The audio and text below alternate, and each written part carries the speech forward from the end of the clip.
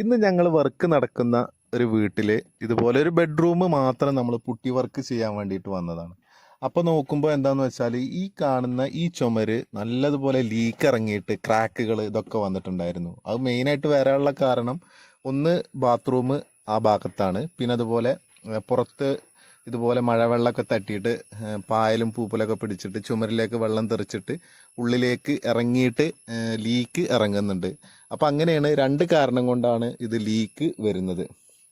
അപ്പോൾ അത് ഇല്ലാതാക്കാൻ ഞങ്ങൾ ചെയ്യുന്ന പരിഹാരം വാട്ടർ പ്രൂഫ് 2 കോട്ട് അടിച്ചിട്ട് അതിന് മുകളിലാണ് നമ്മൾ വാട്ടർ പ്രൂഫ് പുട്ടി ഇട്ടിട്ടാണ് നമ്മൾ പുട്ടി വർക്ക് ചെയ്യുന്നത്.